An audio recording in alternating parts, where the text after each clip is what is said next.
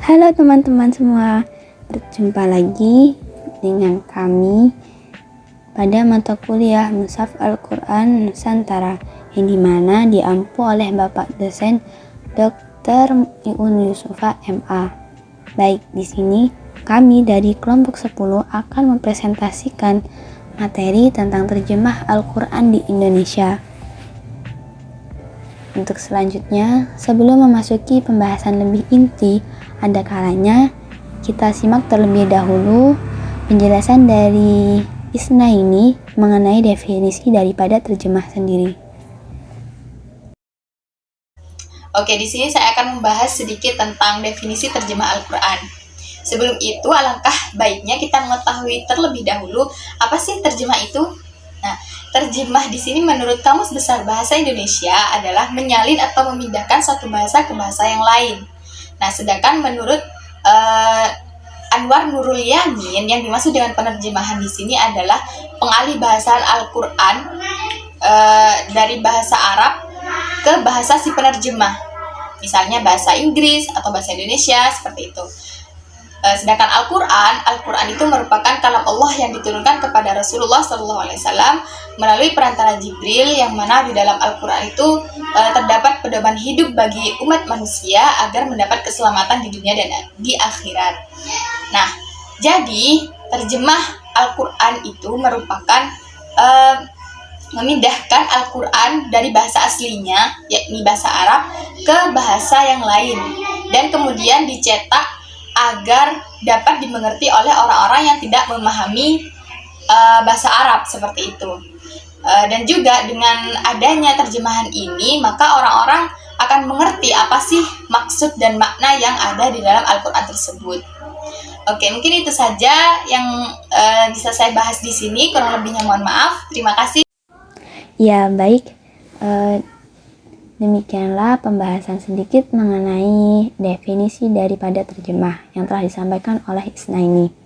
Untuk selanjutnya yakni pembahasan mengenai model terjemah Al-Quran di Indonesia yang akan disampaikan oleh Intan. Baik, di sini saya akan menjelaskan sedikit mengenai model terjemah Al-Quran, di mana seperti yang telah kita ketahui bahwa model terjemah Al-Quran ini dapat dibedakan menjadi dua, yakni yang pertama model terjemah harfiah, dan yang kedua model terjemah tafsiriyah atau maknawiyah.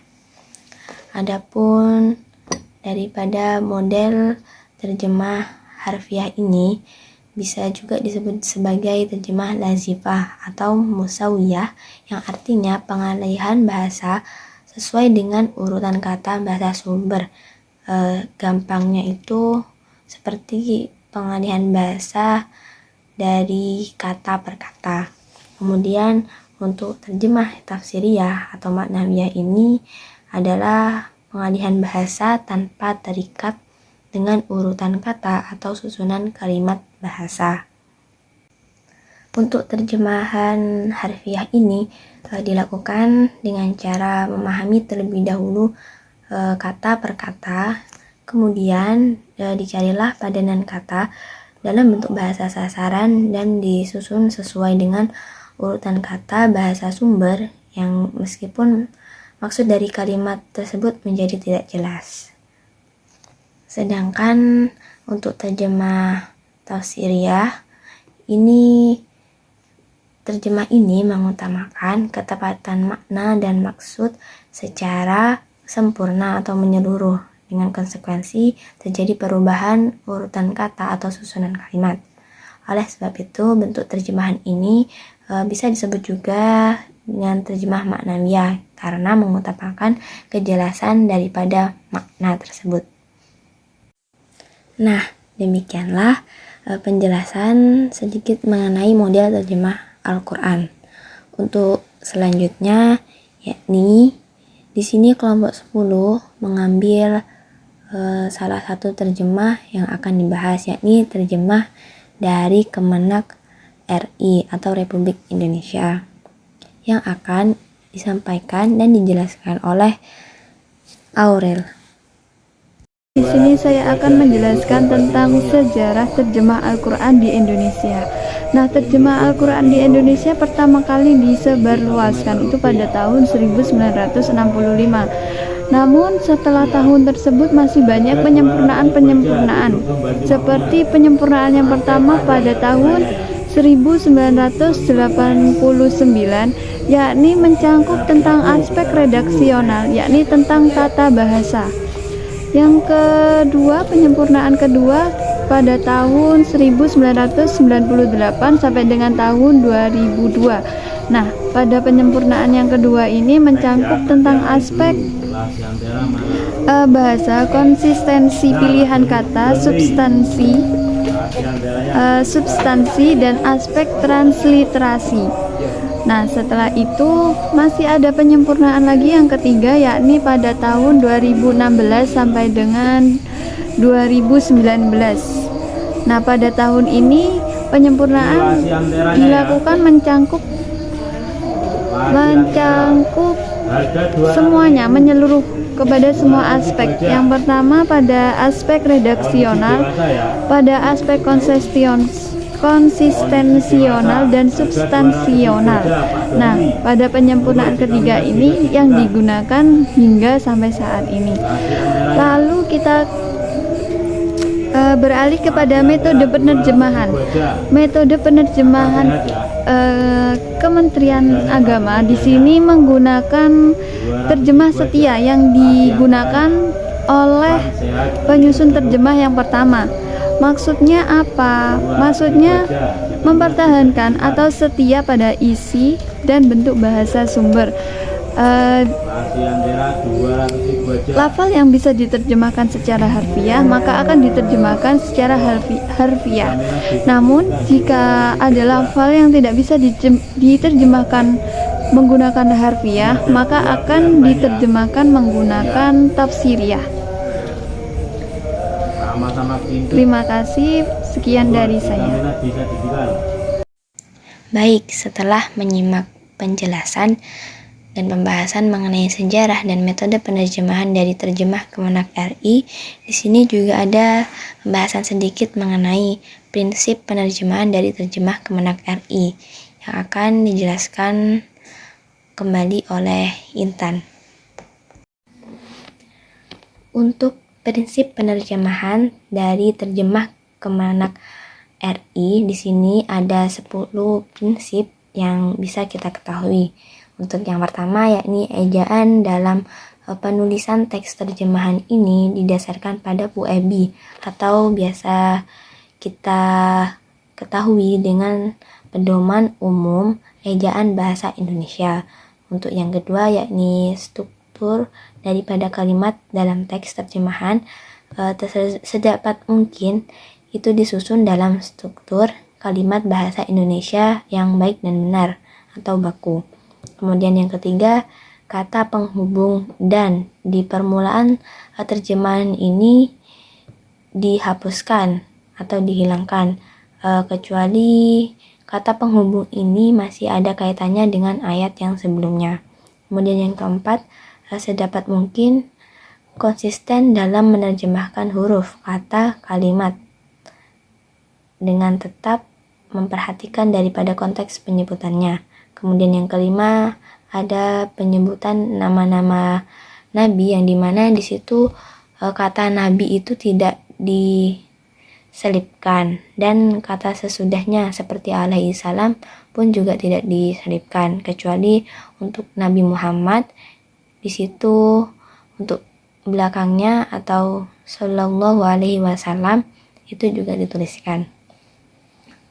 Untuk yang keenam, penerjemahan idiom atau metafora atau kata yang asing dan tidak lazim dalam bahasa Indonesia apabila diterjemahkan secara langsung itu kurang dipahami, maka dari situ dapat diterjemahkan sesuai dengan bahasa Indonesia yang mudah dipahami. Kemudian untuk yang ke-7 sampai ke-10 ini berbicara tentang ayat-ayat mutasyabihat. Untuk yang ke-7 sendiri penerjemahan ayat-ayat mutasyabihat yang berbicara tentang sifat-sifat Allah, baik itu sifat yang zat dan sifat perbuatan. Itu dapat menggunakan pendekatan tafwid dan takwil. Kemudian untuk yang kedelapan, ketika kalimat mutasyabihat secara terang menunjukkan sifat Allah, maka tafwid itu dapat dikedepankan. Kemudian yang kesembilan, ketika kalimat mutasyabihat tidak secara langsung menunjukkan daripada sifat Allah, maka di sini dapat menggunakan takwil. Kemudian yang terakhir, apabila kalimat mutasyabihat tersebut tidak bisa diterjemahkan dengan satu daripada pendekatan tafwid dan takwil yang tadi, maka kedua pendekatan ini dapat diakulturasi atau diakomodasi, yakni dengan cara menerjemahkan makna secara tafwid yang kemudian menyisipkan makna secara takwil. Demikianlah pemaparan materi dari kelompok 10 mengenai terjemah Al-Quran, dan dapat disimpulkan bahwa terjemah sendiri merupakan suatu pengalihan bahasa, dimana misal seperti dari bahasa Arab ke bahasa Indonesia, bahasa Inggris ke bahasa Indonesia, dan lain sebagainya, dimana dengan tetap memperhatikan keaslian daripada teks dan konteks Al-Quran sendiri, dan dengan tujuan untuk memudahkan seseorang dalam memahami konteks Al-Quran atau makna-makna yang terkandung dalam Al-Quran. Kemudian untuk model terjemah sendiri ada dua, yakni harfiah dan tafsiriyah. Untuk harfiah sendiri terjemah kata per kata, kemudian tafsiriyah secara umum.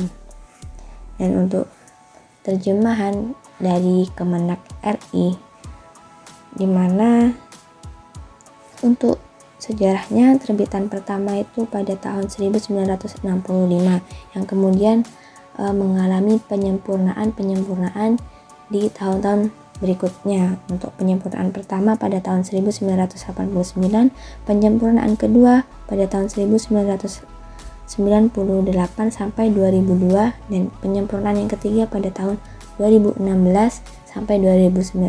Dan kemudian dari penyempurnaan yang ketiga inilah yang biasa kita baca atau kita pakai. Kemudian untuk metode penerjemahan dari terjemah Kemenak RI ini menggunakan terjemahan setia, yang dimana mempertahankan atau setia pada isi dan bentuk bahasa sumber, dimana bisa juga menggunakan metode sejarah harfiah dan tafsiriyah. Kemudian yang terakhir, dalam terjemahan Kemenak RI ini memiliki 10 prinsip, yang dimana hal tersebut atau prinsip tersebut dijadikan acuan dalam penyusunan terjemahan Al-Quran. Sekian pemaparan dan pembahasan dari kelompok 10. Semoga bermanfaat. Terima kasih.